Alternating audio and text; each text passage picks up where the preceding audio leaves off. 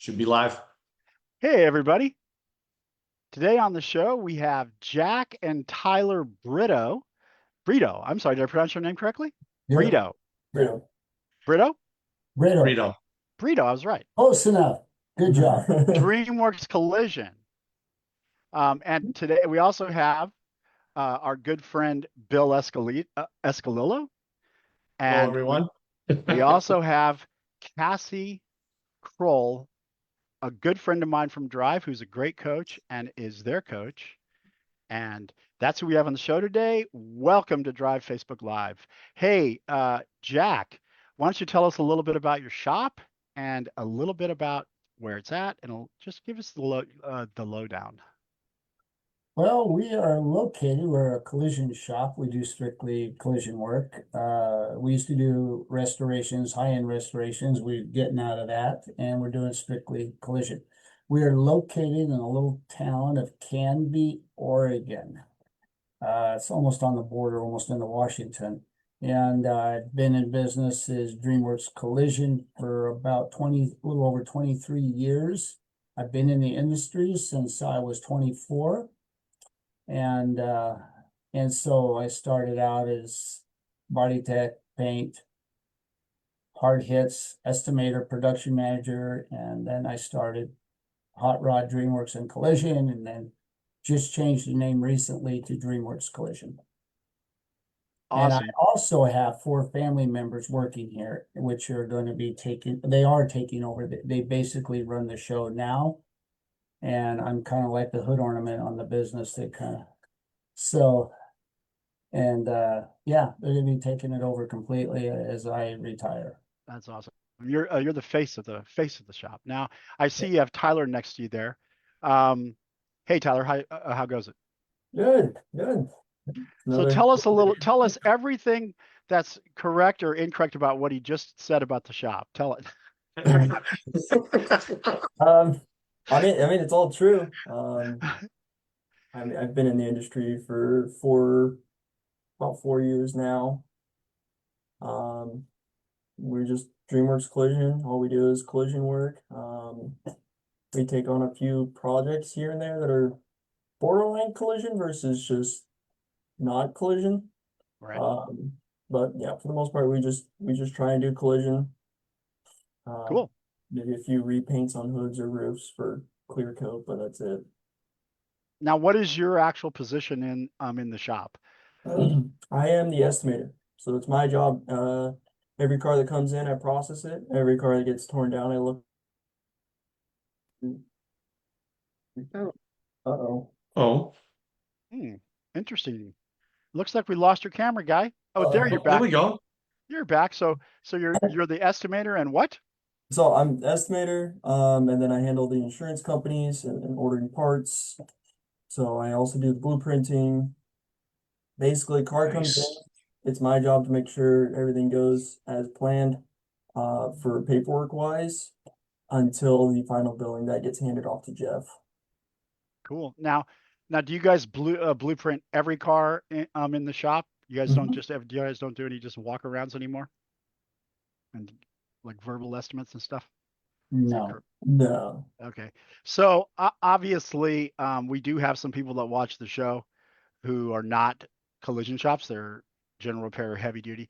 Can you just give us a little bit of a rundown on what the concept of blueprinting is compared to what we all have experienced when we've had little fender benders back in the 70s and we had to take our Ford Maverick to the shop and let them look at it? What's the distinction there? Want me to answer that? I don't know what they did back in the Okay. 70s, but I know what they do now. I vaguely remember the 70s. I was I in, don't think Tyler was there. yeah. I'm gonna No. go out on a limb. I'm sorry, but I don't think Tyler was there. Exactly. Let's face it, cars were much simpler then. Hmm. Now, our initial estimate on the walk-in, we write what we see. Then when the car gets dropped off, then we do a complete tear down. And then we basically go over every single part and create a supplement, and then parts get ordered. So that's how we do it. Then when the parts all come in and we mirror match them to all the parts that we disassembled or removed off the car and check them all to the car and then keep the process going. Very good. So thank you for that. I appreciate it. Now, I had one question because I just know nothing about Canby. But I'll take a little personal note. I have my oldest daughter lives in Vancouver, so I think that she's not too far from you guys. Correct. Can About an hour drive. About an hour drive? Yeah. So I haven't been there yet. Haven't seen the new house they just purchased in Vancouver. So what I'd like to know is what's it like up in the Pacific Northwest, and what's it like in Canby? Rain. Well, Right? Rain, rain, That's one rain, and then word. a side of rain. And then in the summer we get sunshine with some rain. and as far as business goes, about being weather related, rain, snow, or shine, we were busy all the time. That's kind of our little slogan. Because there's cell phones, there's self-driving cars. Self-driving cars create a lot of accidents. They do. They have a lot of Not safety intentionally features. self-driving. So what is your point on that? Yeah. So Canby's about the size of about 18,000, but there's a lot of neighboring cities or communities that we pull work from all over. And Canby's right in kind of a central hub. You can go Yeah. 20, 30 minutes in any direction and reach another big city. I mean, not big, but but you could still go about 30, 40 minutes and you hit Portland, the biggest city in Oregon. Mhm. Yeah. So with that and being DRP with the insurance companies, we pull from a large area once you get your numbers up in and you've got your ratings. We're a 5-star shop. And it was hard to get there and it's hard to keep it there. And with that, you tend to pull because people will drive to get a quality job. Now, with that, you're going to get the picky people. You're going to get a lot of the German cars, the high-end cars. The Yeah. Range Rovers, the Audis. Yeah. And so, but really, we do a lot of trucks. So we do pull from a large area. Does the more high-end cars offer higher profit margins, or does it matter? No. Lower. Yeah, lower. Lower. Yep. So, you get a Chevy, you're probably gonna make about, if you're lucky, on average, I'd say about 50 to 60% part profit. And you get Land Rover. you get a Ford or or Toyota, you're gonna get 30 to 40%. Now you go to Range Rover or Mercedes, you're lucky to get 10%. Mm. Wow. And Yeah. plus, but then, 10% of $2,000 is a lot more than 50% of $200. Mm-hmm. I Yes. see that. Yep. So there's a little give and take on it. Plus, it's gonna pay, probably 3 times the amount of hours to take a bumper off than it would on a Toyota. But it's gonna take your technician an entire day to work on that car. Whereas he could whip out 4 Toyotas in a day. Yeah. So there's a lot of give and take. Cool. Well, thanks for letting me know that. Cassie, tell us a little bit about what it's like coaching these guys. Well, Jack's good. But what's been interesting and exciting is when Tyler got on board, Tyler came to Expo for the first time, ever. And actually and I'm sure you'll get into it, out of the children who are going to succeed Jack, he's the one who stepped in and said, let me find out more information from Drive that I can share back with the other future owners and help bring the shop forward. So it's been exciting bringing him in and, getting him involved and ginned in, and he's already been giving back. He's joined the 20 group meetings and he's right in there, sharing, talking numbers, going over profit and loss, offering what happens during his day and asking questions about, what are some things you think I should do? And pushing back on suggestions and giving his reasons why. So it's really exciting to see someone just come in. And I also see, it being a part of the transition of Jack being able to move on after all these years of bringing to the shop to where it is. And then seeing like this bright group take over and being part of that process. That's awesome. Tyler, do you think you could see That's yourself great. as the person who would just take over the shop? Obviously, you guys have a partnership with the rest of your siblings, I would assume. Have you guys worked out, because that's something that is talked about a lot in the succession and exit planning workshop, is the details of how you would handle multiple owners who would retain ownership of the shop after the father or the mother, whoever owns the shop, leaves. So, do you guys have that stuff sorted out, or do you know I, who's I who's do. We're gonna? still kind of working on We it, are. well, at least between us, but I think we're slowly getting a feel for whose title is whose. You know, we've Mhm. all got a part and we're all in it together as a team, but some of us work better in some areas than others.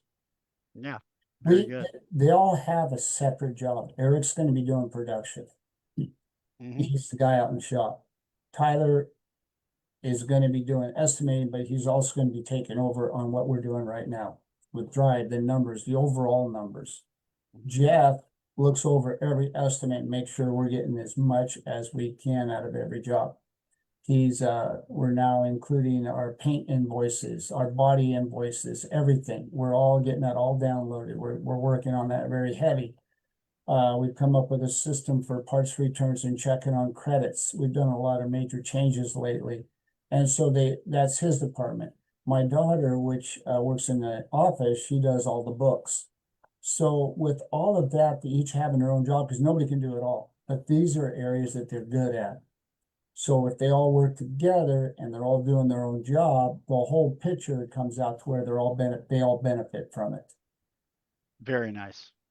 And then do you have any have you had any serious thoughts on when you would like legitimately exit? I know because you were saying earlier that you might even never leave the shop, just stay and hang around a little bit, be involved to some degree, like forever or until, So do you have any, or do you have some ideas about wanting to legitimately like go to live on a beach in Tahiti at some point in your life or whatever your plan is?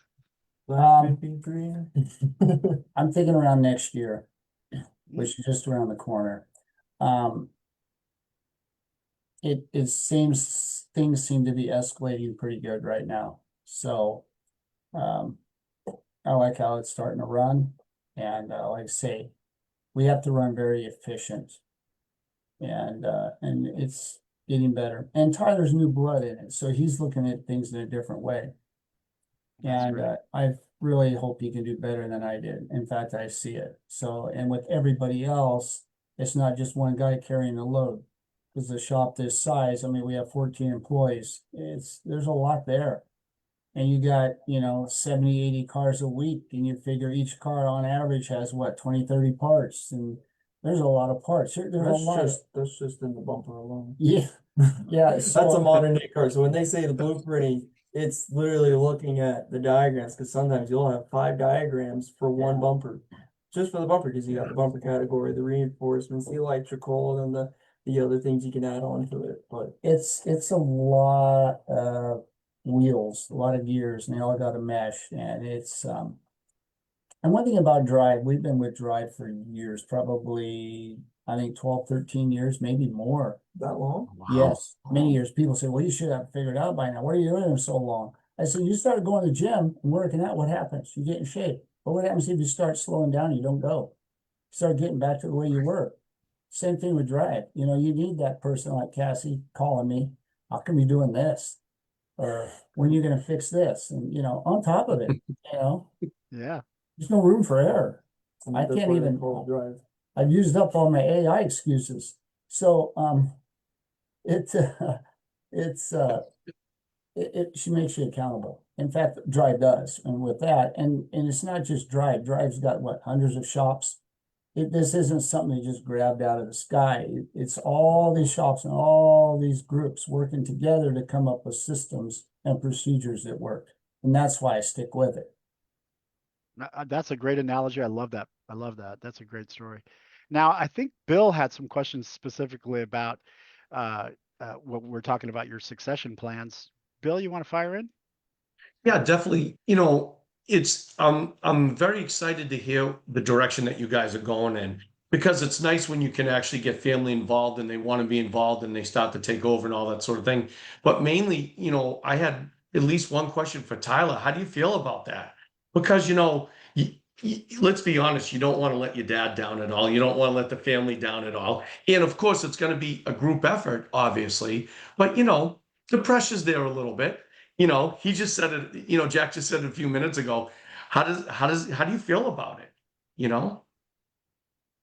It's stressful, but it's good. No, I think it's great. It's given me goals in life.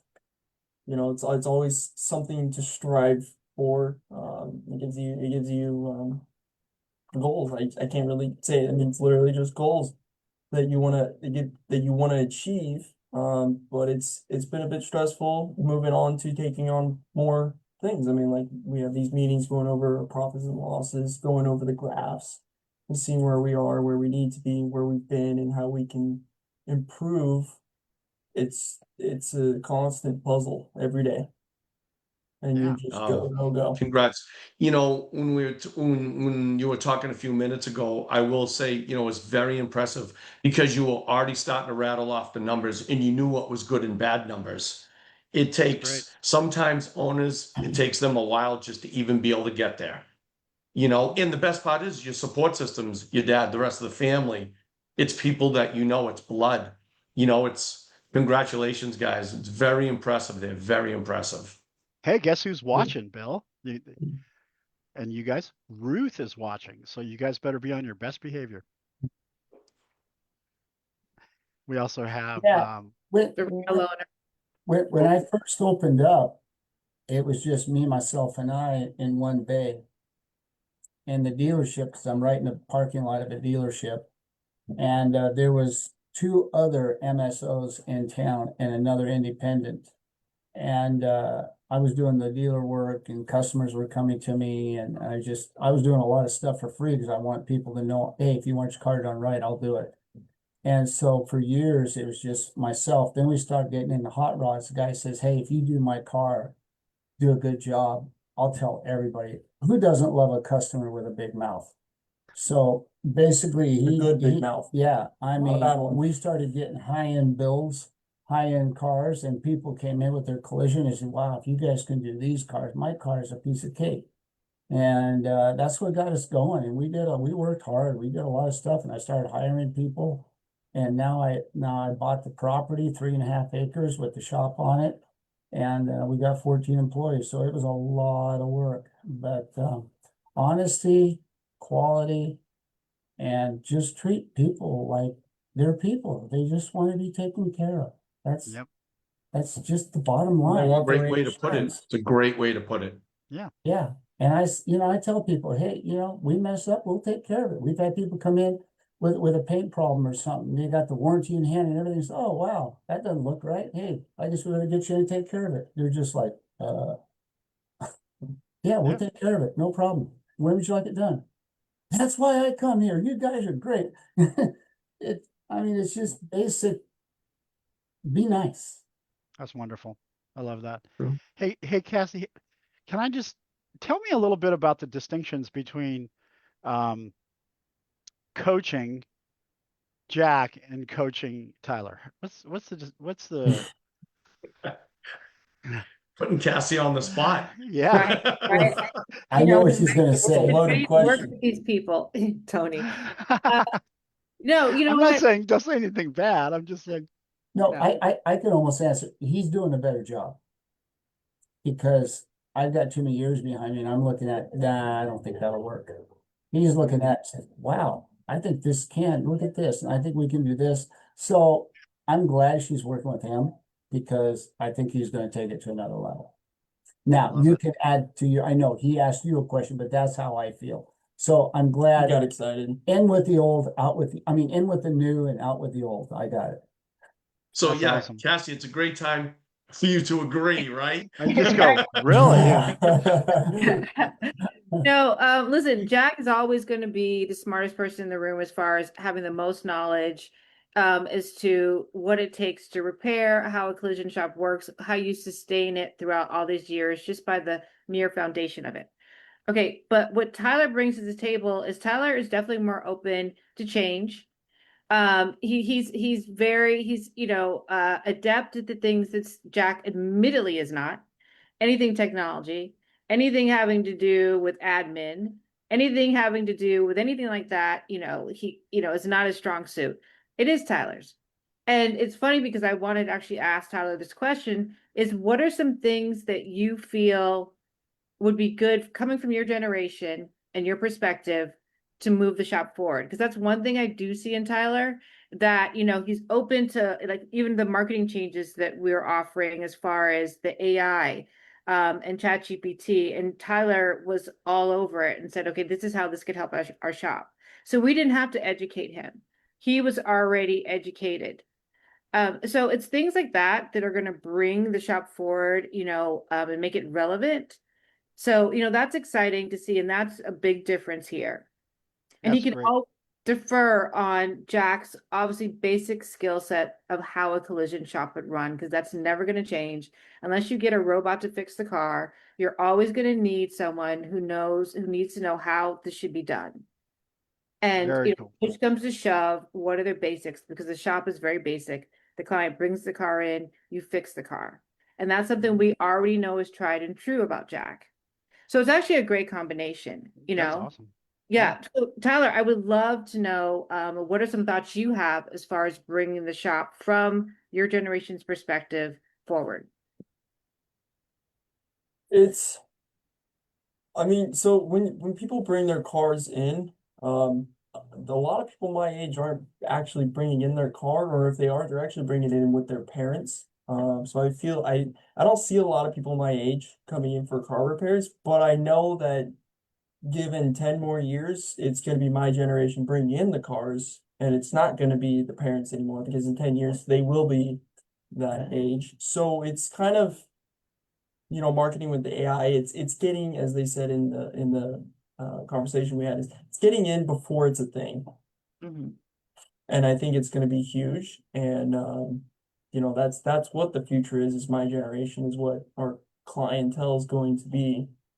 But I know I didn't have to learn any of the AI or a lot of the technology stuff because I grew up with it. Mhm. You know, it was already implemented in schools and it was there. You didn't have to learn it because you were already learning it without have to try too hard. Um, Tyler, are there any other changes that you feel could move the shop forward coming from your perspective and your generation? So, even the customer service, interaction, different changes as far as workflow that you see? um, yeah, I call it the Amazon package. You buy something on Amazon, you track it on your phone. Where's my car at? And a lot of dealerships even have that now, and it's something that they also mentioned with the Drive SMS app is you can get on your phone and see where is my car at in the process? When am I expecting to get my car back? And I think that's huge is our generation is like, where is my package? When am I gonna get it? Has anything changed? Is it going to be delayed? Can I plan around this? Because nowadays your calendar's on your phone, you've got reminders. Everything is, you pack your days so full of everything that you schedule so far out in advance your whole day. Mm-hmm. And That's so knowing, everything as simple as I'm now texting customers, I don't give them phone calls. And that's what they want. They prefer it. awesome. Emails are kind of going away. We email, customers that are big corporate or bigger companies that tend to have a lot of collisions, unfortunately for them. But your average customer, they don't email the estimate, they just text it. When they want an update, they text it. Hey, how's my car going? When can I pick it up? How does anything change? Hey, I got a check from insurance. What do I do with this? That's Well, awesome. and So what can I say? One of the ways that you can describe that, I think, for people my age is it's like that Domino's pizza tracker. Yeah. In the oven. well, and it makes the shop more efficient, right? Because if you're not spending time having to call and update a customer, then you're spending your time on other things that can be addressed in the shop. Mm-hmm. 100%. And it's even as simple as we use Sales Captain. And I've got it on my computer, and then I've also got it on my phone so I can text the customers when I'm out in the shop.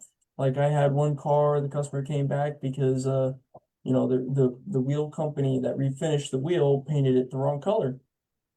Sucks, but it happened. So they brought it back. We've switched wheel companies. But he painted it and it turned out nice and I had it inside and I go, you know what? I'm gonna take a picture and I'm gonna send it to the customer. I was able to do that on my phone in the shop. It made her day. She's super happy. And it took me 2 minutes. That's awesome. We have found out the delivery process starts when you start sending them pictures. Yeah. Because they can't see most of the Well cars said. repaired. Yeah. Yeah. So, and they thrive on that. They love it. Yeah. For the most part, some of them it tears their guts apart because they don't want to see their car in pieces. But most of the time, and then also I'm the one that I love that job is I love delivering the vehicles. I go out and I go out and go over the vehicle with them when they pick it up. And if it's cold and wet and rainy, I pull it in. I give them a red carpet treatment. That's awesome. I mean, I And can't imagine how exciting it is for someone whose car got smashed and then they get to see it like back to its original Yeah. state. I mean, Yeah. I mean, I love my car and I know how I would feel about it. for most people, it's the largest purchase they ever made. Yeah. And for some, it's probably second or third, but I would say the majority of it is probably the second largest purchase. So, you It know, is huge. I mean, you look at the average cost for a brand new car, it's close to a fraction of a house. Yeah, for the sure. dealership's got an F-150 for sale over here. It's a Raptor. They want 160 some thousand for it, for a Ford pickup. Yeah. Hey, you That's know what- what?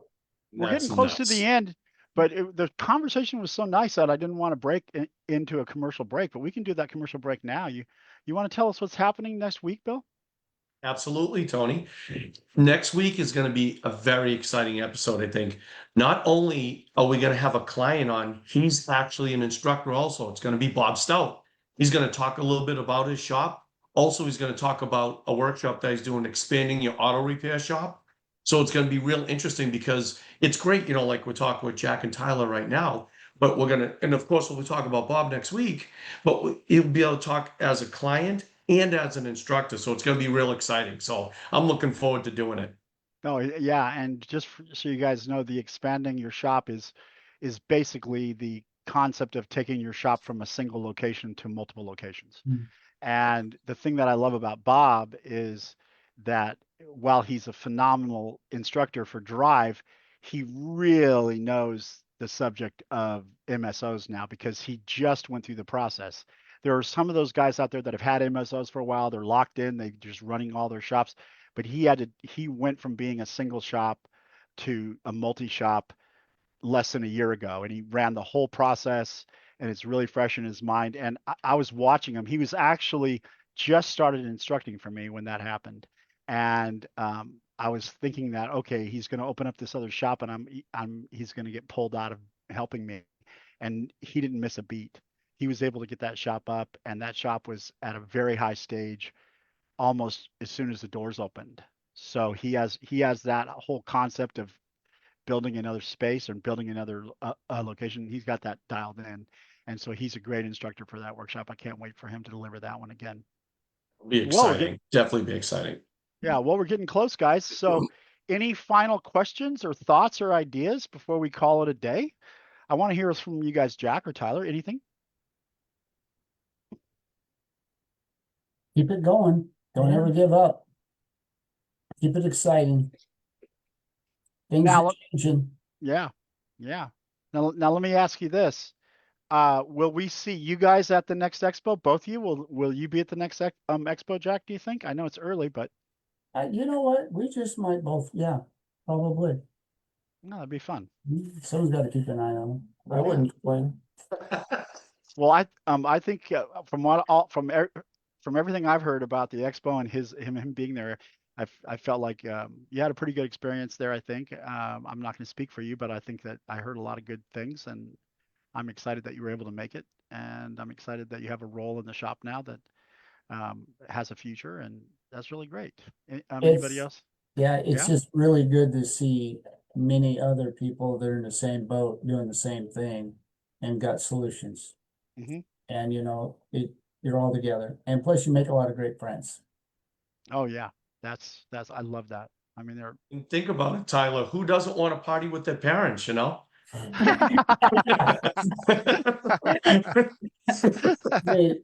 why wouldn't you want me to go so I could pay for it all? See, Right. there's always a trade-off. There's always a Yes, trade-off. there is. Yeah. All right. Okay, guys. Well, that's the end of the show for this week. We will see you guys next Friday at 12:30 Pacific, 3:30 Eastern for another edition of Drive Facebook Live. Thanks, people. Thank Thanks, you. everyone. Okay, bye. Thank you. Bye. Bye-bye.